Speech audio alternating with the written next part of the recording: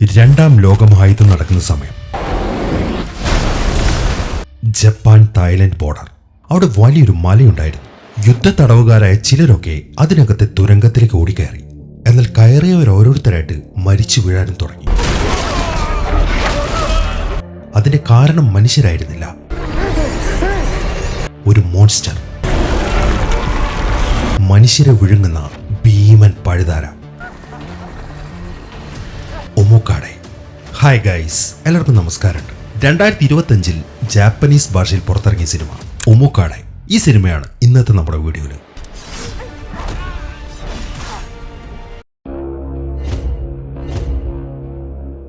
ഈ കഥ ആരംഭിക്കുമ്പോൾ കാണിക്കുന്നത് കുറച്ച് ആൾക്കാർ വലിയൊരു മല തുരന്ന് തുരങ്കം ഉണ്ടാക്കുന്നതാണ്. അതിനിടയിൽ ഒരുത്തിനൊരു ഞെട്ടിക്കുന്ന കാഴ്ച കണ്ടു. അതിനെ തുറന്ന് എന്തോ ശബ്ദം കേട്ടു, എന്തൊക്കെയോ ജീവികളുടെ ശബ്ദം. അയാളാണെങ്കിൽ നിർത്താതെ അവിടുന്ന് ഓടാൻ തുടങ്ങി. ഈ സമയം ആ ജീവി അയാളെ ഫോളോ ചെയ്യുന്നുണ്ട്, പക്ഷെ അതിന്റെ നിഴല് മാത്രമേ കാണുന്നുള്ളൂ. അങ്ങനെ രണ്ടുപേരും മുന്നോട്ട് ഓടുന്ന വഴിക്ക് ആ ജീവികൾ വന്ന് ആ രണ്ടവന്മാരെയും പിടിച്ചു. എന്നാൽ മൂന്നാമത്തവൻ മുന്നോട്ട് ഓടുമ്പം അവിടെ വഴി കാണുന്നില്ല. അതുകൊണ്ട് തന്നെ ഇനിയിപ്പോൾ എന്ത് ചെയ്യണമെന്ന് അറിയാൻ നിൽക്കുമ്പോഴാണ് പെട്ടെന്നൊരു ടെന്റക്കിള് അയാളുടെ വായ്ക്കകത്ത് കയറുന്നത്. പിന്നീട് കേൾക്കുന്നത് അയാളുടെ നിലവിളി മാത്രം. ഇവിടെയാണ് ഈ സിനിമയുടെ പേരെഴുതി കാണിക്കുന്നത്, ഒമുക്കാടെ. അങ്ങനെ വർഷം 1945 രണ്ടാം ലോകമഹായുദ്ധം നടക്കുന്ന സമയം. ആ യുദ്ധം നടക്കുന്ന സമയത്താണ് ജാപ്പനീസ് ആർമിയിലെ കുറച്ച് ആൾക്കാർ ഏഷ്യ പസഫിക്കിലേക്ക് ഒരു മാർച്ച് നടത്തിയത്. അത് മറ്റൊന്നിനുമല്ല, ഒരു റെയിൽവേ ലൈൻ പണിയാനാണ്. തായ് ഗവൺമെന്റ് ജപ്പാൻകാർക്ക് അതിനുള്ള അനുമതിയും കൊടുത്തു. ആ റെയിൽ അവർ പണിയുന്നത് തായ്ലാന്റിൽ നിന്നും ബർമ്മ വരെയാണ്. അതിന്റെ മെയിൻ ഉദ്ദേശം ആയുധങ്ങളൊക്കെ കടത്തണം, പിന്നെ അതേപോലെ പട്ടാളക്കാരെ അങ്ങോട്ട് ട്രാൻസ്പോർട്ട് ചെയ്യണം. അങ്ങനെ ആ റെയിലിന്റെ പണി ഇപ്പോൾ പുരോഗമിച്ചുകൊണ്ടിരിക്കുകയാണ്. അതിനിടയിൽ കുറച്ച് ആൾക്കാർ ഒരു തുറസായ സ്ഥലത്ത് റെസ്റ്റ് എടുക്കുന്നുണ്ട്. രണ്ടാൾക്കാർ കാവൽ നിൽക്കുകയും ചെയ്യുന്നു. അവർക്കിടയിൽ പുറംതിരിഞ്ഞു നിൽക്കുന്ന ഈ ബ്രൗൺ യൂണിഫോം ധരിച്ച ആളെ കണ്ടില്ലേ, ഇയാളാണ് ഇവരുടെ ചീഫ്. ഇപ്പോൾ ഒരു കാവൽക്കാരൻ വന്ന് ചീഫിനോട് ഒരു കാര്യം പറഞ്ഞു. ചീഫ്, ആ ജയിൽ പുള്ളികളെ പിടിച്ചോണ്ട് വരാൻ പോയ നമ്മുടെ പട്ടാളക്കാരുണ്ടല്ലോ, അവരെല്ലാവരും മിസ്സിംഗ് ആണ്, കോണ്ടാക്ട് ചെയ്യാൻ പറ്റുന്നില്ല. എന്താ ഇനി ചെയ്യേണ്ടത്? എന്ത് ചെയ്യണമെന്ന് എന്നോട് ചോദിച്ചാൽ ഞാൻ എന്താ പറയേണ്ടത്? വേഗം ചെന്ന് എങ്ങനെയെങ്കിലും അവരെ കണ്ടുപിടിക്കി എന്നും പറഞ്ഞ് ചീഫ് ആ കാവൽക്കാരനെ പറഞ്ഞു വിട്ടു. ഈ സമയത്താണ് ഒരു ജീപ്പ് വരുന്നത്. അതിലുണ്ടായിരുന്നത് ഇവരുടെ കമാൻഡറാണ്. ഇയാൾ ഒരു ദുഷ്ടനാണ്. എന്നാൽ ചീഫാണെങ്കിൽ ആള് ഭയങ്കര പാവമാണ്. ഇവനാണ് ഈ റെയിൽവേയുടെ പണിയുടെ മേൽനോട്ടം. കമാൻഡറിനെ കണ്ടപ്പോൾ ചീഫ് ഒന്ന് വണങ്ങി. മതിയടോ കുനിഞ്ഞുന്നത്, എന്താ ഇവിടുത്തെ പണി? നിങ്ങളുടെ സെക്ടറിൽ മാത്രം ഭയങ്കര സ്ലോ ആണല്ലോ. ക്ഷമിക്കണം കമാൻഡർ, ഞങ്ങൾക്ക് വേണ്ടത്ര ജോലിക്കാരില്ല, അതാണ് കാരണം. അതൊന്നും എനിക്കറിയേണ്ട കാര്യമില്ല. നീ ഉള്ള ആളുകൾ വെച്ചിട്ട് മാക്സിമം പണിയെടുപ്പിക്കാൻ നോക്ക്. ഞാൻ മാക്സിമം ചെയ്യിക്കുന്നുണ്ട് സാർ, പക്ഷെ അവരെല്ലാവരും തളർന്നു. ചീഫ് അത് പറഞ്ഞു കഴിയുമ്പം കമാൻഡർ അവിടെ റെസ്റ്റ് എടുക്കുന്ന പട്ടാളക്കാർക്ക് നേരെ വിരലുകൊണ്ടി. അവരെന്താ പണിയെടുക്കാത്തത്? ഓ അവരോ, ഇതവരുടെ ബ്രേക്ക് ടൈമാണ് സാർ. ചീഫ് അത് പറഞ്ഞതും കമാൻഡർ അവന് മൂന്തയ്ക്കിട്ടൊരു അടി കൊടുത്തു. ബ്രേക്ക് ടൈമോ? അങ്ങനെയൊന്നുമില്ല, മര്യാദയ്ക്ക് എല്ലാത്തിനെയും വിളിച്ച് പണിയെടുപ്പിക്കാൻ നോക്ക്, അല്ലെങ്കിൽ നിനക്കിട്ടായിരിക്കും പണി എന്ന് പറഞ്ഞിട്ട് കമാൻഡർ തിരിഞ്ഞു നടന്നു. ചീഫ് ആണെങ്കിൽ പിന്നെ അയാളുടെ മുമ്പിൽ കുനിഞ്ഞു. അങ്ങനെ കമാൻഡർ ജീപ്പിലേക്ക് കയറുമ്പോഴാണ് വേറൊരുത്തൻ വരുന്നത്. അവൻ കമാൻഡറിനൊന്ന് സല്യൂട്ട് ചെയ്തതിനു ശേഷം ഒരു കാര്യം പറഞ്ഞു.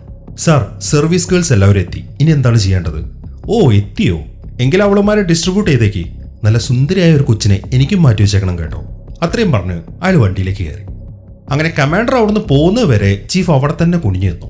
പോയി കഴിഞ്ഞപ്പോൾ മറ്റൊരു നിവൃത്തിയില്ലാത്തതുകൊണ്ട് അവൻ അവിടെ റെസ്റ്റ് എടുക്കുന്ന സോൾജേഴ്സിനൊക്കെ എഴുന്നേപ്പിച്ചു. ഈ റെയിൽവേ ജോലിക്ക് വേണ്ടി ജപ്പാൻകാർക്ക് ഒരുപാട് വർക്കേഴ്സിന് വേണമായിരുന്നു. ആനയെ കൊണ്ടാണ് അവർ ഹെവി ജോലിയൊക്കെ ചെയ്യിക്കുന്നത്. പിന്നെ ബാക്കിയുള്ള ജോലികളൊക്കെ ചെയ്യുന്ന തടവുകാരും. പിന്നെ ഈ ഏരിയയിൽ ജീവിക്കുന്ന ഗോത്രവർഗ്ഗക്കാരുണ്ടല്ലോ, അവരെയും ഇവന്മാർ പിടിച്ചിട്ടുണ്ട്. ഈ ജോലി ചെയ്യുന്ന മൊട്ടത്തലേനെ കണ്ടില്ലേ, ഇവനൊരു ബ്രിട്ടീഷുകാരനാണ്, പേര് ആഡം. തടവുകാരനായതുകൊണ്ട് തന്നെ ഇവനും പണിയെടുക്കണം, ഇല്ലെങ്കിൽ തോക്കുകൊണ്ട് നല്ല കുത്തു കിട്ടും. അതിനുവേണ്ടി മാത്രം ഒരു ജപ്പാൻകാരൻ അവിടെ നിർത്തിയിട്ടുണ്ട്. സൈ കേട്ട് പണിയെടുക്കുകയാണ്. ആ ജപ്പാൻകാരൻ ബ്രിട്ടീഷുകാരനെ ഉപദ്രവിക്കുന്നത് അവിടെ പണിയെടുക്കുന്ന രണ്ട് ഗോത്രവർഗ്ഗക്കാരും കണ്ടു. ശരിക്കും അവന്മാർക്ക് ദേഷ്യവും വന്നു, പക്ഷെ അവന്മാർക്ക് ഒന്നും ചെയ്യാൻ പറ്റത്തില്ല. അങ്ങനെ ഇരിക്കുകയാണ് ഒരു ടീം പണിയെടുക്കാൻ പറ്റത്തില്ല എന്നും പറഞ്ഞിട്ട് അവിടെ പ്രശ്നം ഉണ്ടാക്കുന്നത്. ഇത് മറ്റൊരു ഗോത്രവർഗ്ഗമാണ്, പക്ഷെ അവർക്ക് പിടിച്ചു നിൽക്കാൻ പറ്റിയില്ല. കമാൻഡറുടെ നേതൃത്വത്തിൽ കുറച്ച് സോൾജേഴ്സ് വന്ന് അവർ പിടിച്ചു കിട്ടി, എന്നിട്ട് പണിയെടുക്കാൻ നിർബന്ധിക്കുകയും ചെയ്തു. എന്നാൽ ഈ ഗോത്രവർഗ്ഗക്കാരുടെ ലീഡർ ഒരുത്തനുണ്ട്, അവൻ അവിടുന്ന് രക്ഷപ്പെട്ടു. നോർട്ടോങ് എന്നായിരുന്നു അയാളുടെ പേര്. അയാളുടെ കൂടെ അയാളുടെ മകളും ഉണ്ടായിരുന്നു. പട്ടാളക്കാർ കാണാതെ അവരൊരു പാറയുടെ കീഴിൽ പതുങ്ങിയിരുന്നു. അങ്ങനെ അവിടെ നിന്ന് രക്ഷപ്പെട്ടതിന് ശേഷം ഒരു ദിവസം ആ നോർട്ടോങ് വന്നിട്ട് അയാളുടെ ഗോത്രത്തിലുള്ള കുറച്ച് തടവുകാരെ മോചിപ്പിച്ചു. അവന്മാരെല്ലാം നേരെ അവിടെ നിന്ന് ഓടിക്കയറിയത് നമ്മൾ ഈ സിനിമയുടെ തുടക്കത്തിൽ കണ്ട ആ തുരങ്കം ഉണ്ടല്ലോ, അതിനകത്തേക്കാണ്. അവരെ ഫോളോ ചെയ്തുകൊണ്ട് ഒരു കൂട്ടം ജപ്പാൻകാരും ഒരു ജീപ്പിൽ അങ്ങോട്ട് വന്നു. രക്ഷപ്പെടാൻ ശ്രമിച്ചവരൊക്കെ അവന്മാർ ജീപ്പ് പിടിച്ച് കൊന്നു കളഞ്ഞു. എന്നിട്ട് ബാക്കിയുള്ളവരെയും തേടി ആ തുരങ്കത്തിനുള്ളിലേക്ക് കടന്നു. അങ്ങനെ പോകുന്ന വഴിക്ക് കാണുന്നവരൊക്കെ അവന്മാർ ഇടിച്ച് കൊല്ലുകയും ചെയ്തു. എന്നാൽ ഒരു സ്ഥലത്ത് എത്തിക്കഴിഞ്ഞപ്പം ജീപ്പ് അവിടെ സ്റ്റക്കായി. എത്ര ശ്രമിച്ചിട്ടും വണ്ടി എടുക്കാൻ പറ്റുന്നില്ല. അങ്ങനെ പട്ടാളക്കാർ ആ കാര്യം ചെയ്തുകൊണ്ടിരിക്കുമ്പോഴാണ് ആ ഗോത്രത്തിൽ ഒരുത്തം വന്നിട്ട് ആ പട്ടാളക്കാരെ അറ്റാക്ക് ചെയ്യുന്നത്. ഒരു പട്ടാളക്കാരനെ ഒഴികെ ബാക്കി എല്ലാത്തിനെയും അവൻ കുത്തിക്കൊന്നു. എന്നാൽ ബാക്കിയായ പട്ടാളക്കാരൻ ഒറ്റ ചവിട്ടിന് തന്നെ അവനെ തെറിപ്പിച്ചു കളഞ്ഞു. എന്റെ വേഗം അയാൾ ജീപ്പ് എടുക്കാൻ തുടങ്ങുമ്പോഴാണ് ആ ഞെട്ടിക്കുന്ന കാഴ്ച അയാൾ കാണുന്നത്. ജീപ്പിന്റെ മുന്നിലായിട്ട് 2 വലിയ കാലുകൾ. അതൊരു മോൺസ്റ്റർ ആയിരുന്നു. അതിനെ കണ്ട് ഉറക്കെ നിലവിളിക്കാൻ മാത്രമേ ആ ജപ്പാൻകാരനെ കൊണ്ട് സാധിക്കുന്നുള്ളൂ. ഇനി എന്താണ് ആ മോൺസ്റ്റർ? അങ്ങനെ ഒരു മോൺസ്റ്റർ ആ മലയ്ക്കുള്ളിൽ ജീവിക്കുന്നുണ്ട് എന്ന് അവിടുത്തെ ലോക്കൽസിന് നേരത്തെ തന്നെ അറിയാം. അതൊരു ഭീമൻ പഴുതാരയാണ്. അതിന്റെ പേരാണ് ഒമുക്കാടെ. ഇനി കാണിക്കുന്നത് കണ്ണാടി വെച്ചൊരു തായ്ലൻഡുകാരൻ. ഇവന്റെ പേര് ബൂഞ്ചുസാൻ. മറ്റുള്ളവരെ കൊണ്ട് പണിയെടുപ്പിക്കുക, അതാണ് ഇവന്റെ ഡ്യൂട്ടി. അതിനിടയിൽ നമ്മൾ നേരത്തെ കണ്ട ആ ഗോത്രക്കാരനുണ്ടല്ലോ, 2 പേര്. അവരിപ്പോ ബൂഞ്ചുവിന്റെ അടുത്ത് വന്നിട്ട് ഒരു റിക്വസ്റ്റ് കൊടുത്തു, ഞങ്ങളെ പറഞ്ഞു വിടണമെന്ന്. പക്ഷെ എഗ്രിമെന്റ് ഉള്ളത് കൊണ്ട് ബൂഞ്ചുവിന് അങ്ങനെ പെർമിഷൻ ഒന്നും കൊടുക്കാൻ പറ്റത്തില്ല. അതുകൊണ്ട് തന്നെ ദേഷ്യത്തിലാണ് ആ ഗോത്രക്കാർ അവിടുന്ന് പോകുന്നത്. ഈ സമയത്താണ് നമ്മുടെ ചീഫ് അങ്ങോട്ട് വരുന്നത്, അയാളുടെ ബൈക്കിൽ. ചീഫിനെ കണ്ടതും ബൂഞ്ചു ഒന്ന് വണങ്ങി. ഈ സമയം ചീഫ് പറയുന്നത്, നീ എങ്ങനെയെങ്കിലും കുറച്ച് വർക്കേഴ്സിന് എനിക്ക് സംഘടിപ്പിച്ചു തരണം. അതേക്കുമ്പോൾ, അയ്യോ ചീഫ്, ഇവിടെ തന്നെ ആള് ഷോർട്ടാണ്. ഇനിയിപ്പോൾ നിർബന്ധമാണെങ്കിൽ മറ്റു പ്രൊവിൻസിൽ നിന്ന് ആളിറക്കേണ്ടി വരും. അതിന് നല്ല കാശ് ചെലവാകും. എത്ര കാശ് ചെലവായാലും കുഴപ്പമില്ല, നീ ആളെ വേഗം ഇറക്ക് എന്നും പറഞ്ഞിട്ട് ചീഫ് അവിടുന്ന് പോയി. അങ്ങനെ സമയം വൈകുന്നേരമായി. ഇനി കാണിക്കുന്നത് നേരത്തെ പറഞ്ഞ സർവീസ് ഗേൾസ് ഉണ്ടല്ലോ, അവരെയാണ്. അവരൊരു ട്രക്കില് ഉദ്യോഗസ്ഥന്മാർക്ക് വേണ്ടി അങ്ങോട്ട് കൊണ്ടുപോയിക്കൊണ്ടിരിക്കുകയാണ്. ആ കൂട്ടത്തില് ശംഖു എന്നൊരു പെണ്ണിനെ കണ്ടില്ലേ, ഇവളെയാണ് ആ കമാൻഡറിന് വേണ്ടി പറഞ്ഞു വെച്ചിരിക്കുന്നത്. അങ്ങനെ സമയം രാത്രി. ആ പെൺകുട്ടി ഇപ്പം കമാൻഡറിന്റെ റൂമിലിരിക്കുകയാണ്. കുറച്ച് സമയം കഴിഞ്ഞപ്പോൾ കമാൻഡർ അങ്ങോട്ട് വന്നു. അയാളിപ്പോൾ ഡ്രസ്സൊക്കെ അഴിച്ചു വെച്ചിട്ട് അവളെ വല്ലാണ്ട് അങ്ങോട്ട് ഉപദ്രവിക്കാൻ തുടങ്ങി. ബെൽറ്റ് ഇട്ടിട്ട് അവളുടെ കഴുത്തിന് പിടിച്ച് ഞെരിച്ചു. പക്ഷെ അയാൾ വിചാരിച്ച പോലെ ആയിരുന്നില്ല. അവൾ തിരിച്ചടിച്ചു, അതും നല്ല രീതിയിൽ. ഈ ഫൈറ്റിൽ നിന്നും അവൾ നല്ലപോലെ ട്രെയിൻഡ് ആണ് എന്ന കാര്യം മനസ്സിലാക്കാം. അങ്ങനെ ആ ഫൈറ്റ് നടക്കുന്നതിനിടയിൽ കമാൻഡർ ഒരു വാളെടുത്തു. എന്നാൽ ആ പെണ്ണോ അവിടെ വെച്ചിരിക്കുന്ന ഒരു ലൈറ്റും. അങ്ങനെ അത് വെച്ച് ഫൈറ്റ് ചെയ്യുന്നതിനിടയിൽ അവൾ അയാളുടെ കയ്യിൽ നിന്നും ആ വാള് തട്ടിയെടുത്തു. എന്നിട്ട് അയാൾക്കിട്ടൊരു വെട്ടും കൊടുത്തു. ഈ സമയത്താണ് ശബ്ദം കേട്ട് 2 കാവൽക്കാർ വരുന്നത്. അവൾ ഉടനെ തന്നെ ആ വാള് വെച്ചിട്ട് അമ്മരെ 2 പേരെയും കൊന്നു കളഞ്ഞു. എന്നിട്ട് അവിടെ ഇരിക്കുന്ന കമാൻഡറിന്റെ തലയിലേക്ക് അയാളുടെ കൈയും ചേർത്ത് അവൾ ആ വാള് കുത്തിയിറക്കി. അതോടുകൂടെ കമാൻഡറിന്റെ പണി തീർന്നു. അങ്ങനെ അവിടുത്തെ കാര്യങ്ങളൊക്കെ വെടുപ്പാക്കിയതിനു ശേഷം അവൾ അവിടുന്ന് രക്ഷപ്പെടുകയും ചെയ്തു. അങ്ങനെ കുറച്ച് സമയം കഴിഞ്ഞു. കമാൻഡർ മരിച്ചതുകൊണ്ട് ആ പെണ്ണിനെ കൊണ്ടുവന്ന ലേഡിയെ പട്ടാളക്കാരി ശരിക്കും ഉപദ്രവിച്ചു. എന്നിട്ട് അവരിപ്പോൾ അവളോട് ചോദിക്കുന്നത് കമാൻഡറിനെ കൊന്ന പെണ്ണ് ആരാണെന്നാണ്. ചീഫിന്റെ നേതൃത്വത്തിലാണ് ഈ ചോദ്യം ചെയ്യൽ നടക്കുന്നത്. അവൾ ആരാണെന്നൊന്നും എനിക്കറിയത്തില്ല, എനിക്ക് ജോലി വേണമെന്ന് പറഞ്ഞ് അവൾ എന്നെ സമീപിക്കുകയായിരുന്നു എന്നാണ് ലേഡി പറയുന്നത്. അങ്ങനെ ആ ചോദ്യം ചെയ്യൽ അവിടെ നടക്കുമ്പോഴാണ് മറ്റൊരാൾ അങ്ങോട്ട് വരുന്നത്. ചീഫ്, ആ ബ്രിട്ടീഷ് തടവുകാരനില്ലേ ആഡം, അയാൾ രക്ഷപ്പെട്ടു എന്നാണ് അയാൾക്ക് പറയാനുണ്ടായിരുന്നത്. ഈ സമയം തന്നെ ആ പെണ്ണാണെങ്കിൽ കാട്ടിലൂടെ നടക്കുമായിരുന്നു. അതിനിടയിലാണ് ആ ബൂഞ്ച് അങ്ങോട്ട് വരുന്നത്. അയാളുടെ കൂടെ ആ ബ്രിട്ടീഷ് തടവുകാരനായ ആഡോ. ബൂഞ്ച് അയാൾ അവിടുന്ന് ചാടിച്ചതാണ്. ഈ പെണ്ണിനെ ബൂഞ്ചുവിന് നേരത്തെ അറിയാം. ഇവരൊക്കെ രക്ഷിക്കാനാണ് ഇവളിങ്ങോട്ട് വന്നിരിക്കുന്നത്. ഇനിയിപ്പോൾ ഈ പെണ്ണാരാണെന്ന് ചോദിച്ചു കഴിഞ്ഞാൽ ആ ഗോത്ര ലീഡറായ നോർട്ടോങ് ഉണ്ടല്ലോ, അയാളുടെ മകളാണിത്. അങ്ങനെ അവർ 3 പേര് ഒരുമിച്ച് നടക്കാൻ തുടങ്ങി. അങ്ങനെ നേരം വെളുത്തു കഴിഞ്ഞപ്പം അവർ 3 പേരും നടന്ന് ഒരു നദിയുടെ കരയിലേക്ക് എത്തി. അവിടെയായിട്ട് ഒരു കടത്തുകാരൻ നിൽപ്പുണ്ട്. അയാളുടെ ചങ്ങാടത്തിൽ കയറി അവിടുന്ന് രക്ഷപ്പെടാനാണ് ഇവർ പ്ലാൻ ചെയ്തിരിക്കുന്നത്. അങ്ങനെ ആ കാര്യങ്ങളൊക്കെ അവർ ഡിസ്കസ് ചെയ്യുമ്പോഴാണ് പെട്ടെന്ന് തീരെ പ്രതീക്ഷിക്കാതെ ആ കടത്തുകാരന് വെടിയേൽക്കുന്നത്. അയാൾ അപ്പം തന്നെ താഴേക്ക് വീണു. അത് 2 പട്ടാളക്കാരായിരുന്നു. 2 പേരുടെയും കയ്യിൽ തോക്കുണ്ട്. ബൂഞ്ചുവിനും കൂട്ടർക്കും എന്ത് ചെയ്യണമെന്നൊരു ഐഡിയയും കിട്ടുന്നില്ല. ഈ സമയം ബൂഞ്ചാണെങ്കിൽ അവരോടൊന്ന് അപേക്ഷിച്ച് നോക്കി. അവന്റെ കയ്യിലുള്ള ബാഗ് താഴേക്ക് ഇട്ടിട്ട്, നിങ്ങൾ ഈ ബാഗ് കണ്ടില്ലേ, ഇതിൽ മുഴുവൻ പൈസയാണ്, ഇത് നിങ്ങൾ എടുത്തോ, ഞങ്ങളെ വെറുതെ വിട്ടാൽ മാത്രം മതി എന്നൊക്കെ പറഞ്ഞ്. എന്നാൽ അവർ സമ്മതിക്കുന്നില്ല. നിങ്ങൾ കീഴടങ്ങിയേ പറ്റൂ എന്നാണ് പട്ടാളക്കാർ പറയുന്നത്. എന്നാൽ പെട്ടെന്നാണ് ആ പട്ടാളക്കാരുടെ കൂട്ടത്തിൽ ഒരുത്തിന് വെടിയേക്കുന്നത്. അത് നമ്മൾ നേരത്തെ കണ്ട ആ ഗോത്രക്കാരായിരുന്നു. ഒരുത്തം വെടിയേറ്റ് വീണ് കഴിഞ്ഞപ്പം അവൾ ഓടി വന്ന് മറ്റേ പട്ടാളക്കാരന്റെ പണി തീർത്തു. എന്നാൽ ഈ സമയത്താണ് ആ ഗോത്രക്കാരങ്ങോട്ട് വന്നിട്ട് അവിടെ കിടന്നിരുന്ന് തോക്കെടുക്കുന്നത്. എന്റെ ഒരുത്തം ചെന്ന് ബൂഞ്ചുവിന്റെ മാല പൊട്ടിച്ചെടുത്തു. എന്റെ അവൻ പറയുന്നത്, നീ എന്നെ കൊണ്ട് കുറെ പണിയെടുപ്പിച്ചല്ലേ, അതുകൊണ്ട് ഈ മാല എനിക്കിരിക്കട്ടെ, ഇനി മടിക്കാതെ ചേട്ടൻ ഈ സിഗരറ്റ് ഒന്ന് കത്തിച്ചു തന്നെ എന്നും പറഞ്ഞ് അവനൊരു സിഗരറ്റ് ചുണ്ടിലേക്ക് വെച്ചു. ബൂഞ്ചു ആണെങ്കിൽ അത് കത്തിച്ചു കൊടുക്കുകയും ചെയ്തു. അങ്ങനെ 2 പുക എടുത്തതിന് ശേഷം അവൻ ആ സിഗരറ്റ് വലിച്ചെറിഞ്ഞു. അതിനുശേഷം എല്ലാവരെയും കൂട്ടി ആ ചങ്ങാടത്തിലേക്ക് കയറി വേഗം തന്നെ അവിടുന്ന് പോവാണ്. അങ്ങനെ സമയം വൈകുന്നേരമായപ്പം ചീഫും കൂട്ടരും ആ നദിക്കരയിലേക്ക് എത്തി. അവരുടെ കൂട്ടത്തിൽ ആ ഗോത്രത്തിൽ ഒരുത്തനുണ്ട്, ഒരു തലക്കെട്ടുകാരൻ. അയാൾ അവിടെ പരിശോധിച്ചതിൽ നിന്നും അയാൾക്ക് ആ സിഗരറ്റ് കിട്ടി. അതിപ്പോൾ അയാൾ ചീഫിന് കാണിച്ചു കൊടുത്തു. എന്നിട്ട് അയാൾ നേരെ വിരൽ ചൂണ്ടുന്നത് ആ മലയുടെ നേർക്കാണ്. അവരങ്ങോട്ടായിരിക്കും പോയിരിക്കാന്നും പറഞ്ഞു. അത് കാണുന്ന ചീഫ് ശരിക്കും ഞെട്ടിപ്പോയി. ഈ സമയം തന്നെ ആ മലയുടെ അടിവാരത്തെ കാട്ടിലായിട്ട് ഒരാന നിൽക്കുന്നുണ്ടായിരുന്നു, ഒരൊറ്റയാൻ. പെട്ടെന്നാണ് 2-3 വലിയ പഴുതാരകൾ വന്നിട്ട് ആ ആനയെ ചുറ്റി വരയുന്നത്. ആനയ്ക്കൊന്ന് അനങ്ങാൻ പോലും പറ്റിയില്ല. അതിങ്ങനെ ഉറക്കെ ചിഹ്നം വിളിക്കുകയാണ്. അങ്ങനെ പിറ്റേ ദിവസമായി ബോഞ്ചും കൂട്ടരും ആ മലയുടെ തുരങ്കത്തിന് മുമ്പിലെത്തി. അവളുടെ കയ്യിൽ അവളുടെ അച്ഛൻ കൊടുത്തൊരു മാപ്പ് ഉണ്ട് ആ തുരങ്കത്തിന്റെ. അതൊന്ന് നോക്കിയതിനു ശേഷം അവൾ ബാക്കിയുള്ളവരുടെ അടുത്ത് പറയുന്നത്, നമുക്ക് ഈ തുരങ്കം വഴി അപ്പുറത്തേക്ക് പോകണമെന്നാണ്. അതേക്കുമ്പോൾ ഈ തുരങ്കം വഴിയോ, ഇതിലെ പോയി കഴിഞ്ഞാൽ ബർമയിൽ എത്താൻ പറ്റും എന്ന് എന്താണ് ഉറപ്പ്? കുറച്ച് പേടിയോടെയാണ് ബൂഞ്ചു ആ കാര്യം ചോദിക്കുന്നത്. ഉറപ്പാണ് ബൂഞ്ചു, ഈ തുരങ്കം ഉണ്ടാക്കിയപ്പോൾ എൻ്റെ അച്ഛനും ആ കൂട്ടത്തിലുണ്ടായിരുന്നു. അദ്ദേഹം വരച്ചൊരു മാപ്പ് എൻ്റെ കയ്യിലുണ്ട്, അതുകൊണ്ട് നമുക്ക് ഈസി ആയിട്ട് അപ്പുറം കടക്കാൻ പറ്റും എന്നാണ് അവൾ പറയുന്നത്. പക്ഷെ അവൾ അങ്ങനെ പറഞ്ഞിട്ടും ബൂഞ്ചുവിന് ഒരു ധൈര്യം വരുന്നില്ല. എങ്ങനെ ഇതൊക്കെ വിശ്വസിക്കാൻ പറ്റും? അല്ല, നിന്റെ അച്ഛനെവിടെ? പുള്ളി വരാതെ എന്താ നിന്നെ പറഞ്ഞു വിട്ടിരിക്കുന്നത്? അത് മറ്റൊന്നും കൊണ്ടല്ല ബൂഞ്ചു, അച്ഛന് വരാൻ പറ്റാത്ത അവസ്ഥയാണ്. അതുകൊണ്ടാണ് നിങ്ങളെ രക്ഷിക്കാൻ എന്നെ തന്നെ അയച്ചത്. നിങ്ങൾ വേഗം വന്നേ, ഇനിയിപ്പോൾ സംസാരിച്ച് നിൽക്കാനൊന്നും സമയമില്ല എന്നും പറഞ്ഞ് അവൾ ആ തുരങ്കത്തിലേക്ക് കയറി. മറ്റു വഴിയൊന്നും ഇല്ലാത്തതുകൊണ്ട് ബൂഞ്ചു ആടവും അവളെയും ഫോളോ ചെയ്ത് പുറകെ പോയി. അങ്ങനെ മലയുടെ ഉള്ളിലേക്ക് കയറിയതിനു ശേഷം അവൾ അവിടെയുള്ള പാറയൊക്കെ പരിശോധിച്ചു. അതിനുശേഷം അവിടുത്തെ മണ്ണും. ഈ സമയമാകുമ്പോഴേക്കും ആ ഗോത്രത്തിലെ രണ്ടുപേരും അങ്ങോട്ടെത്തി. അങ്ങനെ അവിടെയൊക്കെ പരിശോധിച്ചതിന് ശേഷം അവൾ പറയുന്നത് നമുക്കിനി കുറച്ച് സമയം റെസ്റ്റ് ചെയ്ത് ഭക്ഷണം കഴിച്ചിട്ട് പോയാൽ മതി എന്നാണ്. നല്ല ക്ഷീണിച്ചതുകൊണ്ട് മറ്റുള്ളവരത് സമ്മതിച്ചു. അങ്ങനെ കുറച്ച് സമയം കഴിഞ്ഞു. എല്ലാവരും ഇപ്പോൾ അവിടെ റെസ്റ്റ് എടുക്കുകയാണ്. ഈ സമയം പെണ്ണാണെങ്കിൽ അവിടെ ഒരു വിളക്കും കത്തിച്ചു വെച്ച് അവളുടെ ഡ്രസ്സ് മാറാൻ തുടങ്ങി. ഇവളുടെ പേര് സനോർ എന്നാണ് കേട്ടോ. ഈ സമയത്താണ് ആ ഗോത്രത്തിൽ ഒരുത്തൻ പതുങ്ങി അങ്ങോട്ട് വരുന്നത്. ഇവന്റെ പേര് രവി. അവൻ അങ്ങോട്ട് വരുന്ന കണ്ടപ്പോൾ അവൾ പെട്ടെന്ന് തന്നെ വിളക്ക് കെടുത്തി എന്നിട്ട് അവിടുന്ന് മാറിക്കളഞ്ഞു. ഈ സമയം രവിയാണെങ്കിൽ അവളെയും തെരഞ്ഞുകൊണ്ട് ഉള്ളിലേക്ക് നടക്കാൻ തുടങ്ങി. അവിടെ മൊത്തം വെള്ളം കയറിയിരിക്കുകയാണ്. മാത്രമല്ല അകത്ത് നിന്ന് എന്തൊക്കെ ശബ്ദങ്ങളും കേൾക്കുന്നുണ്ട്. അവനിപ്പോൾ അതെന്താണെന്ന് ശ്രദ്ധിച്ചുകൊണ്ട് നിൽക്കുമ്പോഴാണ് പെട്ടെന്ന് പുറകിൽ നിന്ന് വന്നിട്ട് സനോർ അവനെ പിടിക്കുന്നത്. ഇനി മേലെ എൻ്റെ പുറകെ എങ്ങനെ വന്നു കഴിഞ്ഞാൽ എൻ്റെ പണി ഞാൻ അതോടെ തീർക്കും, അവൾ അവനെ വാൺ ചെയ്തു. ഇതേ സമയം തന്നെ ആ ഗോത്രത്തിലെ മറ്റവനാണെങ്കിൽ അവിടെ നിന്ന് പ്രാർത്ഥിക്കായിരുന്നു. പെട്ടെന്നാണ് അവന് വെടിയേക്കുന്നത്. അത് ആ പട്ടാളക്കാരായിരുന്നു, ചീഫും കൂട്ടരും. ആ വെടിശബ്ദം കേട്ടതും സനോറിനെ തട്ടിമാറ്റി രവി അവിടുന്ന് ഓടി. അവളാണെങ്കിൽ തുരങ്കത്തിനുള്ളിലേക്ക് മാറി. അങ്ങനെ ചീഫും കൂട്ടരും വന്ന് പുറത്തിരിക്കുന്ന ബൂഞ്ചുവിനെ ആടമനെയും പിടിച്ചു. ഈ ചീഫിന്റെ കൂടെ ഉണ്ടായിരുന്ന ആ ഗോത്രത്തിലെ ആ തലക്കെട്ടുകാരനുണ്ടല്ലോ, ഇവന്റെ പേര് രഞ്ജ എന്നാണ്. അവൻ അവിടെ പരിശോധിച്ചതിന് ശേഷം എന്തോ ഒരു സാധനം എടുത്തു. എന്നിട്ട് അവൻ ചീഫിനോട് പറയുന്നത് ഇവരുടെ കൂടെ വേറെ 2 ആൾക്കാരുണ്ടെന്നാണ്. അതിന് തുറന്ന് ബൂഞ്ചുവിനെ ആടമിനെയും 2 പട്ടാളക്കാരെ ഏൽപ്പിച്ചിട്ട് ചീഫും രഞ്ജയും കൂട്ടരും അകത്തേക്ക് നടന്നു. അങ്ങനെ കുറച്ച് ഉള്ളിലേക്ക് നടന്നതിന് ശേഷം ചീഫിനെയും കൂട്ടരും ഒരു സ്ഥലത്ത് നിർത്തിയിട്ട് രഞ്ജ ഒരു വിളക്കുമായിട്ട് അകത്തേക്ക് നടക്കുകയാണ്. ഇതേ സമയം തന്നെ സനോർ ആണെങ്കിൽ ഉള്ളിലായിട്ട് പതുങ്ങി നിൽക്കുകയാണ്. അതിനിടയിലാണ് വലിയൊരു പഴുതാര അവളുടെ അടുത്തേക്ക് വരുന്നത്. പാറയിലൂടെ എഴഞ്ഞ് അവൾ ശരിക്കും പേടിച്ചുപോയി. പക്ഷെ ശബ്ദം ഉണ്ടാക്കി കഴിഞ്ഞാൽ ആ മിലിറ്ററിക്കാർ അവളെ കൊല്ലും എന്ന കാര്യം അവൾക്ക് നന്നായിട്ട് അറിയാം. അതുകൊണ്ട് അവൾ ശ്വാസം പിടിച്ചു നിന്നു. ഈ സമയം രഞ്ജയാണെങ്കിൽ അകത്തോട്ട് തന്നെ നടക്കുകയാണ്. രഞ്ജ അവളെ ഇതുവരെയായിട്ടും കണ്ടിട്ടില്ല, അവൾ ഇവനെയും കണ്ടിട്ടില്ല. ഇപ്പൊ പഴുതാരയാണെങ്കിൽ അവളുടെ കഴുത്തിന്റെ അടുത്തെത്തി. ഇപ്പൊ അത് അവളെ കടിക്കും. പക്ഷെ അവളാണെങ്കിൽ പേടിച്ചിട്ട് അതിനൊന്നും ചെയ്യുന്നുമില്ല. എന്നാൽ പെട്ടെന്നാണ് രഞ്ജ വന്ന് അവന്റെ കയ്യിലെ കത്തി വെച്ച് ആ പഴുതാരയ്ക്ക് ഒറ്റ കുത്ത്. അതോടുകൂടെ അതിന്റെ പണി തീർന്നു. അത് രഞ്ജയായിരുന്നു എന്ന് മനസ്സിലായി കഴിഞ്ഞപ്പോൾ അവൾ ശരിക്കും അത്ഭുതപ്പെട്ടു. കാരണം ഈ രഞ്ജയും ഇവളുടെ ടീമിലുണ്ടായിരുന്നതാണ്. പക്ഷെ ഇപ്പം ഇവൻ ജപ്പാൻകാരുടെ കൂടെയാണെന്ന് മാത്രം. ഈ സമയം തന്നെ ചീഫും കൂട്ടിന് അപ്പുറത്തു നിന്നും വിളിച്ചു ചോദിക്കുന്നുണ്ട് അവിടെ കണ്ടോന്ന്. പക്ഷെ അവളെ രക്ഷപ്പെടുത്തേണ്ടതുകൊണ്ട് രഞ്ജ കളവ് പറഞ്ഞു. ഇല്ല ചീഫ്, ഇവിടെ ആരുമില്ല.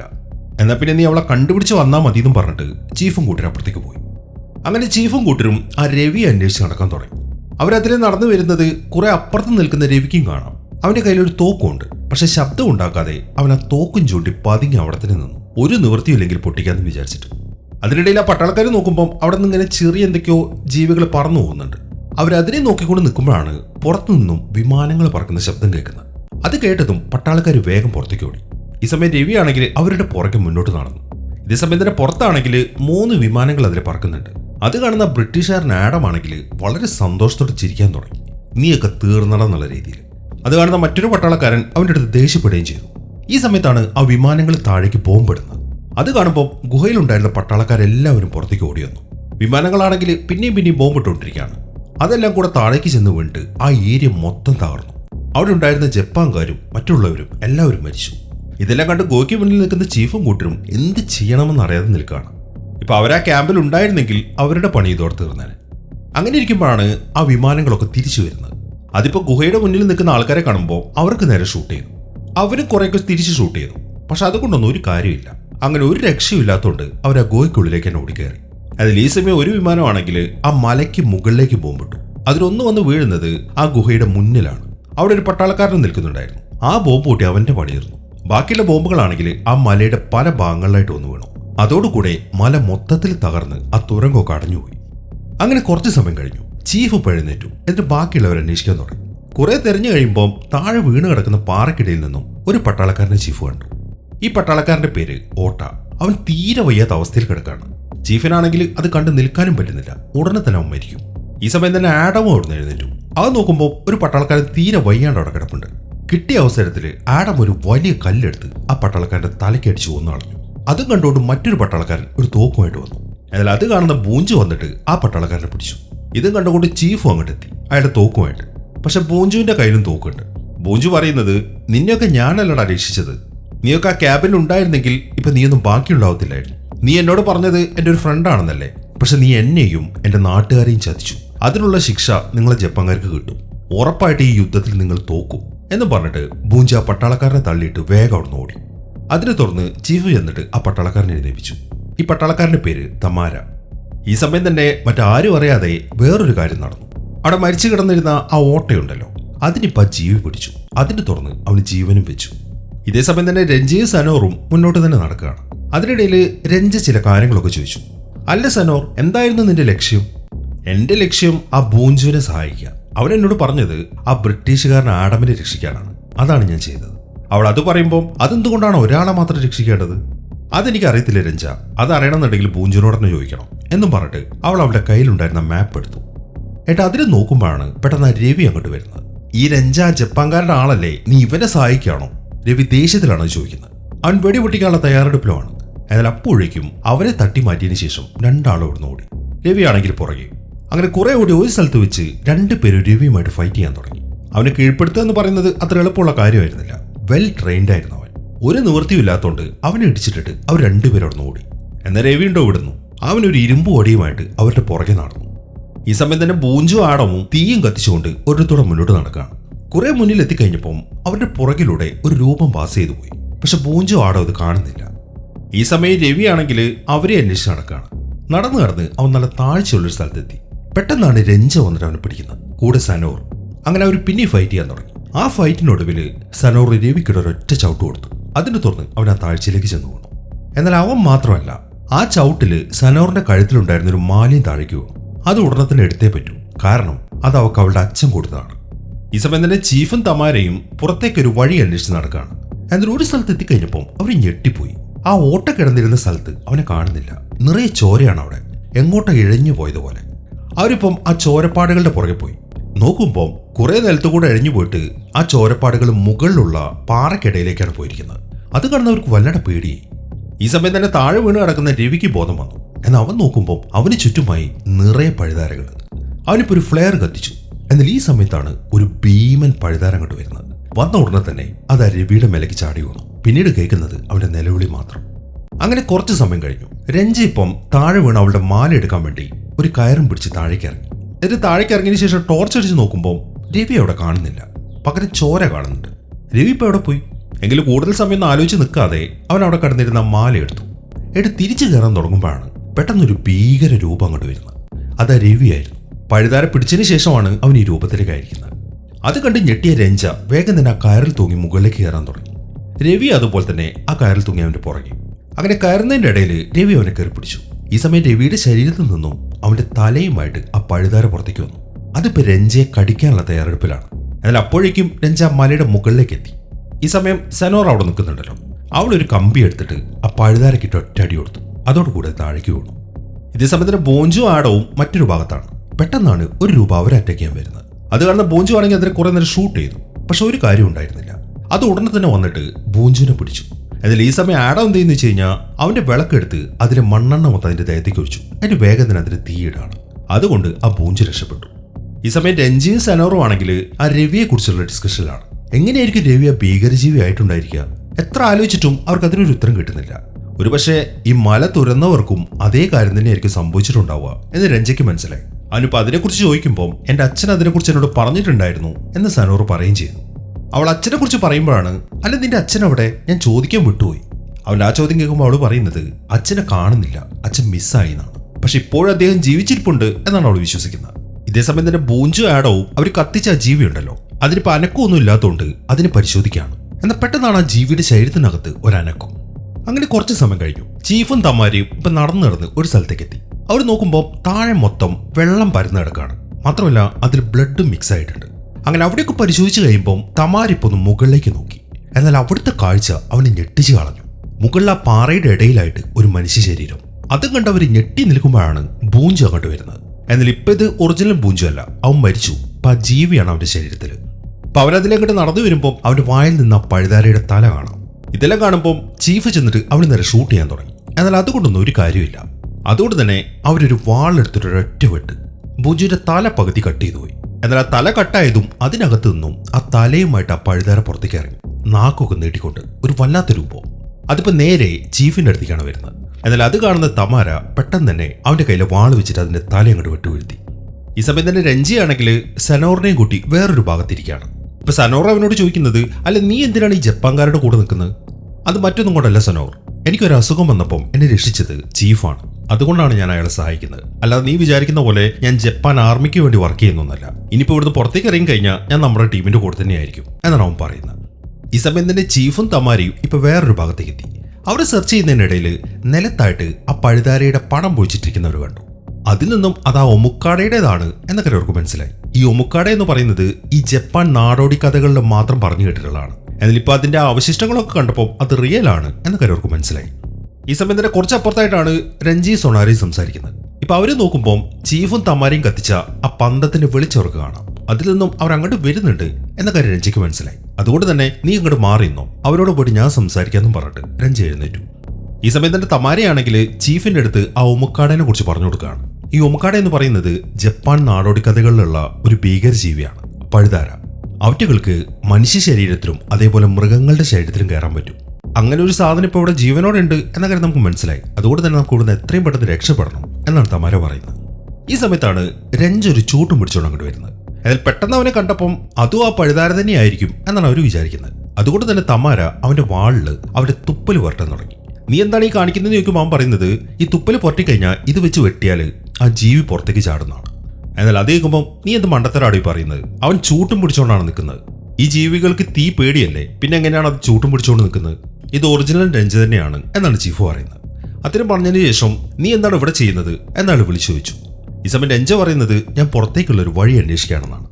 ഈ സമയം തന്നെ സനോർ ആണെങ്കിൽ പതുങ്ങി ഇപ്പൊ വേറൊരു ഭാഗത്തൂടെ നടക്കുകയാണ്. അതിനിടയിലാണ് ഒരാളെ അവള് കാണുന്നത്, ഒരു മുണ്ടെടുത്ത ഒരാളെ. അയാളെ കണ്ടപ്പം തന്റെ അച്ഛന്റെ രൂപസാദൃശ്യം അവൾക്ക് തോന്നി. മാത്രമല്ല അവളുടെ അച്ഛൻ മിസ്സായിരിക്കുന്നത് ഈ ഗോയ്ക്കുള്ളിൽ വെച്ചിട്ടാണ്. അതുകൊണ്ട് അച്ഛനാണെന്ന് വിചാരിച്ച് അവൾ ഇപ്പൊ അയാളുടെ പുറകെ പോയി. അങ്ങനെ നടന്ന് അവൾ ഇപ്പൊ ഒരു ഇടുങ്ങിയ സ്ഥലത്തേക്ക് എത്തി. എന്നാൽ ആരെയും അവിടെ കാണുന്നില്ല. അതുകൊണ്ട് തന്നെ അവൾ എന്ത് ചെയ്യുന്നു വെച്ച് കഴിഞ്ഞാൽ അവളുടെ കഴുത്തിൽ തൂക്കിയിട്ടിരിക്കുന്ന ആ ശംഖ് ഉണ്ടല്ലോ, അവൾ അത് ഊതാൻ തുടങ്ങി. അവൾ ആ ശംഖ് ഊതുന്ന ശബ്ദം കുറച്ച് അപ്പുറത്ത് നിന്ന് രഞ്ജിയും കേൾക്കുന്നുണ്ട്. ഇനിയിപ്പോൾ അവള് ശംഖ് ഊതുന്നത് എന്തിനാന്ന് വെച്ച് കഴിഞ്ഞാൽ ഞാൻ നേരത്തെ പറഞ്ഞില്ലേ, ഈ മാല അവൾക്ക് കൊടുത്ത അവളുടെ അച്ഛനാണ്. ഈ ശംഖിന്റെ ശബ്ദം കേട്ട് അദ്ദേഹം വരും എന്ന കാര്യം അവൾക്ക് ഉറപ്പുണ്ട്. അതുകൊണ്ടാണ് ഇപ്പോൾ അവൾ ഊതിയത്. എന്നാൽ അവളുടെ അച്ഛൻ അവൾ കാണുന്നില്ല. അങ്ങനെ ആ സെർച്ചിങ്ങിനിടയിൽ അവൾ നിലത്തായിട്ട് ഒരു ശരീരം കണ്ടു. വളരെ പഴക്കമുള്ള ശരീരമാണ്. തലയിലായിട്ട് ഒരു കത്തിയും തറച്ച് കിടക്കുന്നുണ്ട്. അവൾ അതിലേക്ക് ഇങ്ങനെ നോക്കി നിൽക്കുമ്പോഴാണ് പെട്ടെന്ന് ആഡം അങ്ങോട്ട് വരുന്നത്. അവൻ ഇതുവരെയായിട്ടും മരിച്ചിട്ടില്ല. അവൻ എന്തോ കണ്ടു പേടിച്ചിട്ടുണ്ട്. അങ്ങനെ വേഗം തന്നെ അവരവിടെ സെർച്ച് ചെയ്ത് അവിടെ കിടന്നിരുന്ന ആയുധങ്ങൾ എടുത്തു. പെട്ടെന്നാണ് ഒരു കൂട്ടം ആൾക്കാർ അവരെ അറ്റാക്ക് ചെയ്യാൻ വരുന്നത്. ഇവരെല്ലാവരും ആ പഴുതാര പിടിച്ചാണ്. എല്ലാവരും ഇപ്പൊ സോംബികളെ പോലെ ആയിട്ടുണ്ട്. അങ്ങനെ സെനോറും ആടവും അവന്മാരുമായിട്ട് ഫൈറ്റ് ചെയ്യാൻ തുടങ്ങി. കുറെ നേരം ഈ ഫൈറ്റ് കാണിക്കുന്നുണ്ട്. അങ്ങനെ എങ്ങനെയൊക്കെയോ അവന്മാരെല്ലാവരെയും വെട്ടി വീഴ്ത്തി അവരിപ്പോ വേറൊരു ഭാഗത്തേക്ക് വന്നു. ഈ സമയം അവർ നോക്കുമ്പോൾ ആ പഴുതാരയുടെ ശബ്ദം കേൾക്കുന്നുണ്ട്. അതും അന്വേഷിച്ച് സെനോർ ഇപ്പം മുന്നോട്ട് കടന്നു. അങ്ങനെ ഇരുട്ടുള്ള ഒരു സ്ഥലത്ത് എത്തിക്കഴിയുമ്പോൾ അവൾക്ക് നിലത്ത് നിന്ന് ഒരു ടോർച്ച് കിട്ടി. അവൾ അത് തെളിയിച്ചു നോക്കുമ്പോൾ ആ കാഴ്ച കണ്ടവൾ ഞെട്ടിപ്പോയി. ഒരു ഭീമൻ പഴുതാര. അവളെ കണ്ടതും അത് അവളെയും പിടിച്ചോണ്ട് അവിടുന്ന് പോയി. ഈ സമയം രഞ്ജിയാണെങ്കിൽ സെനോറിനെ അന്വേഷിച്ച് നടക്കുകയാണ്. അവന്റെ പുറകിലായിട്ട് പട്ടാളക്കാരും ഉണ്ട്. അവനിപ്പോൾ അവിടെ നിലത്ത് കടന്നിരുന്ന അവളുടെ ആ ശംഖ് കിട്ടി. അപ്പോൾ അവൾ ഈ പരിസരത്ത് എവിടെയോ ഉണ്ട് എന്ന കാര്യം അവന് മനസ്സിലായി. അങ്ങനെ പിന്നെ ആ അന്വേഷണം തുടർന്നുകൊണ്ടിരിക്കുമ്പോഴാണ് അവനൊരു കൂട് കാണുന്നത്. അതിനകത്തൊരു മനുഷ്യരും. അയാൾ എന്തോ ഇറച്ചി കഴിച്ചുകൊണ്ടിരിക്കുകയാണ്. ഇപ്പൊ രഞ്ജിയെ കണ്ടപ്പം അയാളിപ്പോ രഞ്ജിയുടെ അടുത്തേക്ക് വന്നു. ആ രൂപം കണ്ട് രഞ്ജി ശരിക്കും ഞെട്ടിപ്പോയി. അത് സെനോറിന്റെ അച്ഛനായ നോർട്ടോങ് ആയിരുന്നു. പക്ഷെ അയാൾക്കിപ്പോ രഞ്ജിയെ കണ്ടൊരു മനസ്സിലായില്ല. അതുകൊണ്ട് തന്നെ രഞ്ജി അവന് കിട്ടിയ അവളുടെ ആ ശംഖ് എടുത്തിട്ട് കാണിച്ചു കൊടുത്തു. അത് കണ്ടപ്പം അയാൾക്ക് അയാളുടെ മകളെ ഓർമ്മ വന്നു. അതുകൊണ്ട് തന്നെ അയാൾ കരയാനും തുടങ്ങി. എന്നാൽ ഈ സമയത്താണ് രഞ്ജിയുടെ പുറകിൽ നിൽക്കുന്ന പട്ടാളക്കാരെ അയാൾ കാണുന്നത്. പട്ടാളക്കാരെ കണ്ടപ്പം അവർ ഇതിനു മുമ്പ് ഈ ഗോത്രക്കാരോട് ചെയ്ത കാര്യങ്ങളൊക്കെ അയാൾക്ക് ഓർമ്മ വന്നു. അതുകൊണ്ട് തന്നെ അയാൾ അലറിക്കൊണ്ട് ആ കൂട്ടിൽ നിന്ന് വെളിയിലേക്ക് കടന്നു. അയാൾ ആ പട്ടാളക്കാരെ അറ്റാക്ക് ചെയ്യാനുള്ള ശ്രമമാണെന്ന് മനസ്സിലായി കഴിഞ്ഞപ്പം രഞ്ജി എന്നിട്ട് അയാളെ പിടിച്ചു. എന്നാൽ ഇനി അവിടെ നിന്ന് കഴിഞ്ഞാൽ പണി കിട്ടും എന്ന കാര്യം പട്ടാളക്കാർക്ക് അറിയാം. അതുകൊണ്ട് തന്നെ അവർ വേഗം അവിടെ നിന്ന് ഓടി. അങ്ങനെ പട്ടാളക്കാർ അവിടെ നിന്ന് പോയി കഴിഞ്ഞപ്പം നോർട്ടോങ് അയാൾക്ക് സംഭവിച്ച കാര്യങ്ങളൊക്കെ രഞ്ജിക്ക് പറഞ്ഞു കൊടുക്കുകയാണ്. ആ തടവുകാരെ മോചിപ്പിച്ചതിന് ശേഷം അയാൾ ഈ ഗുഹയിലേക്ക് വന്നു. ആ സമയത്താണ് ആ ഭീമൻ പഴുതാര വന്ന് ആ തടവുകാരെ അറ്റാക്ക് ചെയ്യുന്നത്. എല്ലാത്തിനെയും ആ ജീവി കൊന്നു കളഞ്ഞു. അതിനെ കണ്ട് പേടിച്ചു നിൽക്കുമ്പോഴാണ് പെട്ടെന്ന് നോർട്ടോങ് താഴെയുള്ളൊരു കല്ലിളകി അവിടുത്തെ കുഴിയിലേക്ക് വീണു വന്നത്. അത് ചെറിയൊരു കുഴിയായിരുന്നു. പഴുതാര വലുതായതുകൊണ്ട് അതിൻ്റെ ഉള്ളിലേക്ക് കയറാൻ പറ്റിയില്ല. അങ്ങനെയാണ് ഈ നോർട്ടോങ് രക്ഷപ്പെട്ടത്.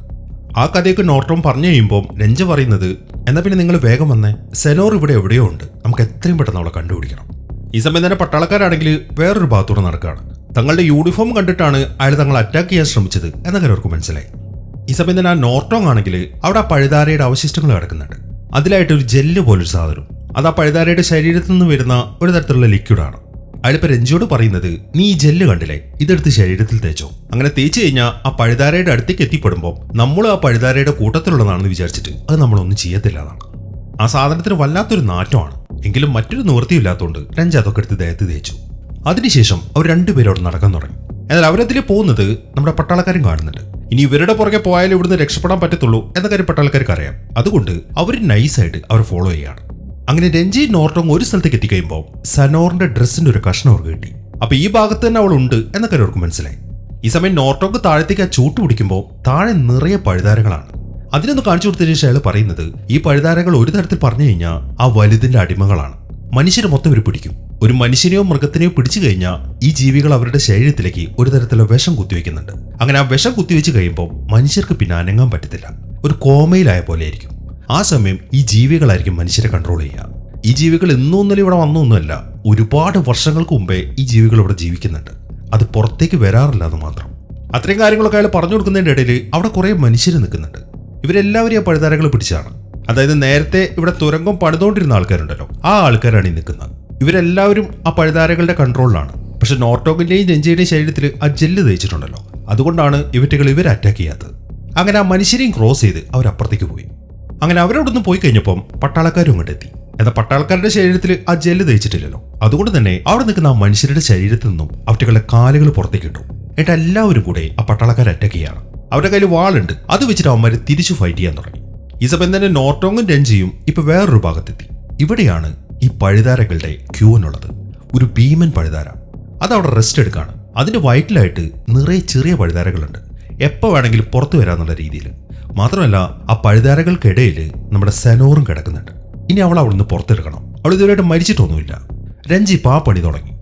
ഈ സമയം പട്ടാളക്കാരാണെങ്കിൽ ആ പഴുതാരകളുമായിട്ട് ഫൈറ്റ് ചെയ്തുകൊണ്ടിരിക്കുകയാണ്. അങ്ങനെ കുറേ നേരത്തെ ഫൈറ്റിനിടയിൽ പെട്ടെന്ന് ആ പഴുതാരകളൊക്കെ ചിതറി അവിടുന്ന് ഓടിപ്പോയി. അങ്ങനെ അവറ്റകളൊക്കെ അവിടുന്ന് പോയി കഴിയുമ്പോഴാണ് നേരത്തെ പഴുതാര പിടിച്ച ഒരാനയുണ്ടായിരുന്നല്ലോ, അതങ്ങോട്ട് വരുന്നത്. ഇപ്പൊ അത് വന്നിട്ട് പട്ടാളക്കാരുമായിട്ട് ഫൈറ്റ് ചെയ്യാണ്. അങ്ങനെ ആ ഫൈറ്റിന്റെ ഇടയിലാണ് ആന ഇപ്പൊ തമാരയെ അതിന്റെ കൊമ്പിൽ ഇങ്ങനെ കോർത്തെടുക്കുന്നത്. തമാരയ്ക്ക് ഇനി രക്ഷപ്പെടാൻ പറ്റത്തില്ല. അതുകൊണ്ട് തന്നെ അവൻ ചീഫിനോട് അവിടുന്ന് ഓടാൻ പറഞ്ഞു. അതിനുശേഷം അവന്റെ പോക്കറ്റിൽ ഗ്രനേഡ് കിടക്കുന്നുണ്ട്. അവൻ അതെടുത്ത് പൊട്ടിക്കുകയാണ്. പിന്നീട് ഒരു ഗംഭീര പൊട്ടിത്തെറിയാണ് നടക്കുന്നത്. ആനയൊക്കെ ചിതറിപ്പോയി. മാത്രമല്ല ആ ഗുഹ മൊത്തത്തിൽ അങ്ങോട്ട് കുലുങ്ങി. ആ ശബ്ദം രഞ്ജിയും കേട്ടു. എന്നാൽ അതൊന്നും മൈൻഡ് ചെയ്യാതെ അവൻ വേഗം തന്നെ സനോറിനെ അവിടുന്ന് പുറത്തെടുത്തു. എന്നാൽ ഈ സമയമാകുമ്പോഴേക്കും ആ പഴുതാരയുടെ വയറ്റിൽ നിന്നും ചെറിയ പഴുതാരകളൊക്കെ പുറത്തേക്ക് വരാൻ തുടങ്ങി. എന്നാൽ സനോറ് മാത്രമായിരുന്നില്ല അതിന്റെ വയറ്റിലുണ്ടായിരുന്നത്. ആഡമും അതിനകത്തുണ്ടായിരുന്നു. ആ ഒരു പാഡമിനെയും വെളിയിലേക്ക് എടുത്തു. ഈ സമയമാകുമ്പോഴേക്കും എല്ലാ പഴുതാരകളും വെളിയിലിറങ്ങി. ആ പഴുതാരകളെല്ലാം കൂടെ ഇവരെ അറ്റാക്ക് ചെയ്യാൻ തുടങ്ങി. വളരെ കഷ്ടപ്പെട്ടാണ് അവരവിടെ പിടിച്ചു നിൽക്കുന്നത്.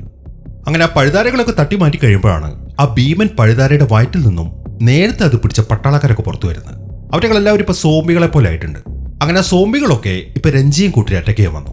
അവരും വിട്ടുകൊടുക്കുന്നില്ല. പിന്നീട് നടക്കുന്നത് ഒരു ഗംഭീര ഫൈറ്റാണ്. അങ്ങനെ വളരെ കഷ്ടപ്പെട്ട ആ പട്ടാളക്കാരൊക്കെ കൊന്നു വീഴ്ത്തി കഴിയുമ്പോഴാണ് ആ ഭീമൻ പഴുതാര ഉണരുന്നത്. ഇനിയിപ്പോൾ അവിടെ നിന്ന് കഴിഞ്ഞാൽ പണി കിട്ടും എന്ന കാര്യം ബാക്കിയുള്ളവർക്ക് മനസ്സിലായി. പഴുതാരയാണെങ്കിൽ വളരെ ദേഷ്യത്തോടെ അവരെ തന്നെ നോക്കി നിൽക്കുകയാണ്. അങ്ങനെ പഴുതാര അവിടുന്ന് വരുന്നു കാണുമ്പോൾ എല്ലാവരും അവിടുന്ന് ഓടി. പഴുതാരയാണെങ്കിൽ വിടാതെ അവരുടെ പുറകെയും. ഈ സമയം ആ ഗുഹയ്ക്കുള്ളിലാണെങ്കിൽ അവിടുത്തെ പാറകളൊക്കെ ഇങ്ങനെ ഇടിഞ്ഞൊളിഞ്ഞു വീഴുന്നുണ്ട്. അതിനിടയിൽ കൂടെയാണ് രഞ്ജിയും ടീമും മുന്നോട്ട് ഓടുന്നത്.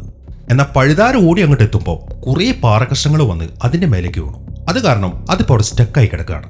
ഈ സമയം ബാക്കിയുള്ളവരാണെങ്കിൽ നിർത്താതെ മുന്നോട്ട് ഓടി. അതിനിടയിലാണ് രഞ്ജി ഒരു നിലവിളി കേൾക്കുന്നത്. നോക്കുമ്പോൾ അത് ചീഫാണ്. അവൻ വേഗം തന്നെ അങ്ങോട്ട് ചെന്നു. ഈ സമയം ആ ഭീമൻ പഴുതാരയാണെങ്കിൽ ആ പാറക്കഷ്ണങ്ങൾക്കിടയിൽ നിന്നും പുറത്തു വരാൻ ശ്രമിക്കുകയാണ്. അങ്ങനെ ഒരു നിവൃത്തിയില്ലാത്തതുകൊണ്ട് അത് അതിന്റെ ശരീരത്തിന്റെ പകുതി ഭാഗം കട്ട് ചെയ്തിട്ട് മുൻഭാഗം മാത്രം അവിടെ നിന്ന് ഇറങ്ങി. എന്നിട്ടും അത് ചാവുന്നില്ല. ഈ സമയമാകുമ്പോഴേക്കും രഞ്ജി ആണെങ്കിൽ ചീഫിനെ എഴുന്നേൽപ്പിച്ചു. എന്നിട്ട് വേഗം അവിടെ നിന്ന് ഓടാൻ തുടങ്ങി. അങ്ങനെ രഞ്ജി ഇപ്പൊ ചീഫിനെയും കൊണ്ട് വെളിയിലേക്ക് എത്തി. എന്നാൽ ഈ സമയം മുകളിലത്തെ ആ ഭാഗങ്ങളൊക്കെ ഇങ്ങനെ താഴേക്ക് വീഴുന്നുണ്ട്. അതോട് ചീഫിനെ അപ്പുറത്തേക്ക് മാറ്റിയിട്ട് രഞ്ജി അതൊക്കെ ഇങ്ങനെ തടഞ്ഞു നിർത്തുകയാണ്. എന്നിട്ട് ബാക്കിയുള്ളവരോട് ഓടാൻ പറഞ്ഞു. നിവൃത്തിയില്ലാത്തതുകൊണ്ട് അവരവിടുന്ന് ഓടുകയും ചെയ്തു. ഈ സമയമാകുമ്പോഴേക്കും ആ പഴുതാരയാണെങ്കിൽ രഞ്ജിയുടെ പുറകിലേക്ക് എത്തി. അങ്ങനെ എല്ലാവരും അവിടുന്ന് പുറത്തേക്ക് കടന്നു കഴിയുമ്പോൾ അവരെത്തിപ്പെടുന്നത് വെള്ളത്തിന്റെ അടിയിലാണ്. അവർ വേഗം അതിൽ നീന്താൻ തുടങ്ങി. അങ്ങനെ 3 പേരിപ്പം വെള്ളത്തിന് മുകളിലേക്ക് വന്നു. പക്ഷെ സനോറിന് വരാൻ പറ്റുന്നില്ല. ആ പഴുതാരിപ്പം വെള്ളത്തിലേക്ക് വന്ന് അതിന്റെ ടെന്റക്കിൾ നീട്ടി അവളുടെ കാലിൽ പിടിച്ചിരിക്കുകയാണ്. അത് കാണുമ്പോൾ സനോറിന് ശരിക്കും അങ്ങോട്ട് ദേഷ്യം വന്നു. അവൾ ആ ടെന്റക്കിളിൽ വലിച്ചിട്ട് നേരെ പഴുതാരയുടെ അടുത്തേക്ക് നീന്തി. എന്നിട്ട് അതിന്റെ മുഖത്ത് അവളുടെ കത്തി വെച്ചിട്ട് ഇങ്ങനെ കുത്തുകയാണ്. എന്നാൽ കുറെ നേരം കുത്തി കഴിഞ്ഞപ്പോൾ അവൾക്ക് ശ്വാസം പൊട്ടി. അതോടുകൂടെ അവൾ ബോധം കെട്ട് താഴേക്ക് പോയി. എന്നാൽ താഴേക്ക് വീണെങ്കിലും ഈ സമയത്താണ് രഞ്ജി അങ്ങോട്ട് നീന്തി വരുന്നത്. അവൻ വേഗം തന്നെ അവളെയും പൊക്കിയെടുത്തിട്ട് പെട്ടെന്ന് കരയിലേക്ക് വന്നു. അങ്ങനെ കരയിലേക്ക് എത്തിച്ചതിന് ശേഷം എല്ലാവരും കൂടെ അവളെ എഴുന്നേൽപ്പിക്കാനൊക്കെ ശ്രമിച്ചു. പക്ഷെ എത്രയൊക്കെ നോക്കിയിട്ടും അവൾ എഴുന്നേൽക്കുന്നില്ല. അതുകൊണ്ട് തന്നെ അവളുടെ അച്ഛനാണെങ്കിൽ വല്ലാത്തൊരു സങ്കടത്തിലാണ് നിൽക്കുന്നത്. എന്നാൽ പെട്ടെന്നാണ് ആ ഭീമൻ പഴുതാര പിന്നെ അങ്ങോട്ട് വരുന്നത്. അതിന്റെ നോട്ടം ആ സനോറിന് നേർക്കാണ്. അങ്ങനെ ഒറ്റ ചാട്ടത്തിന് ആ പഴുതാര ഇപ്പൊ സനോറിനെ തെറിപ്പിച്ചാണ്. ഇതെല്ലാം കൂടെ ആകുമ്പോൾ എല്ലാവരും എഴുന്നേറ്റ് ചെന്ന് കൂട്ടത്തോടെ ആ പഴുതാരയുമായിട്ട് ഫൈറ്റ് ചെയ്യാണ്. 3 പേര് ചേർന്ന് ഇപ്പൊ ആ പഴുതാരെ പിടിച്ചു കെട്ടി. അതിനിടയിൽ ചീഫ് വന്ന് ഒരു വാൾ അതിന്റെ ശരീരത്തിലേക്ക് കുത്തിയിറക്കുകയാണ്. പക്ഷെ എന്നിട്ടും അത് ചാവുന്നില്ല. അതിപ്പോ എല്ലാവരെയും അവിടെ ഇടിച്ചു തെറിപ്പിച്ചു. എന്നിട്ടിപ്പോ അത് നേരെ പോകുന്നത് ആ നോർട്ടോങ്ങിന്റെ അടുത്തേക്കാണ് അയാളെ പിടിക്കാൻ. എന്നാൽ പെട്ടെന്നാണ് സെനോർ എഴുന്നേറ്റ് വരുന്നത്. അവൾ ഒരു മഴു എടുത്തിട്ട് അതിന്റെ തലയ്ക്കൊരു വെട്ടു കൊടുത്തു. എന്നിട്ടും അത് ചാവുന്നില്ല. അങ്ങനെ അവസാനം എല്ലാവരും കൂടെ ചേർന്ന് അതിനെ വെട്ടി വെട്ടി വലിച്ചു കീറി. എന്നിട്ട് സനോറിന്റെ വക അവസാനം ഒരു വെട്ടും കൂടെ. അതോടുകൂടെ ആ പഴുതാരയുടെ പണി തീർന്നു. അങ്ങനെ ആ പഴുതാര മരിച്ചു എന്ന് ഉറപ്പുവരുത്തിയതിനു ശേഷം എല്ലാവരും ആ ഗുഹയിൽ നിന്ന് വെളിയിലേക്ക് ഇറങ്ങാണ്. പുറത്തേക്ക് ഇറങ്ങിക്കഴിഞ്ഞപ്പം ആ യുദ്ധത്തിന്റെ നാശനഷ്ടങ്ങളാണ് അവർക്ക് അവിടെ കാണാനുണ്ടായിരുന്നത്. അങ്ങനെ അതും നോക്കിക്കൊണ്ട് നടക്കുമ്പോഴാണ് ഒരു പട്ടാള വണ്ടി അങ്ങോട്ട് വരുന്നത്. അതിനകത്തുണ്ടായിരുന്നത് 2 വെള്ളക്കാരാണ്. അവരാണ് യുദ്ധത്തിൽ ജയിച്ചിരിക്കുന്നത്. ആ കാര്യം പറയുമ്പോൾ ആഡമിന് ഭയങ്കര സന്തോഷമായി. എന്നാൽ ചീഫിനാകട്ടെ ഭയങ്കര സങ്കടം. അവനാണെങ്കിൽ കരയാനും തുടങ്ങി. അങ്ങനെ ഗോത്രക്കാരവിടെ വിട്ടതിന് ശേഷം പട്ടാളക്കാരിപ്പം ചീഫിനെ അറസ്റ്റ് ചെയ്തിട്ട് അവിടെ നിന്ന് കൊണ്ടുപോവാണ്. കുറച്ച് സമയം അതൊന്ന് നോക്കിയതിന് ശേഷം രഞ്ജിയും കൂട്ടരും അവരുടെ ഗോത്രത്തിലേക്ക് മടങ്ങുകയും ചെയ്തു. ഇവിടെയാണ് ഈ സിനിമ അവസാനിക്കുന്നത്. അപ്പൊ എങ്ങനെ ഉണ്ടായിരുന്നു? എന്താണെങ്കിലും നിങ്ങളുടെ അഭിപ്രായങ്ങൾ എഴുതിയറിയിക്കാൻ മറക്കരുത്. പിന്നെ ഹൈപ്പ് ചെയ്യാനും മറക്കരുത്. അപ്പൊ പുതിയൊരു കിടിലൻ സിനിമയുമായിട്ട് നമുക്ക് അടുത്ത വീഡിയോയിൽ കാണാം.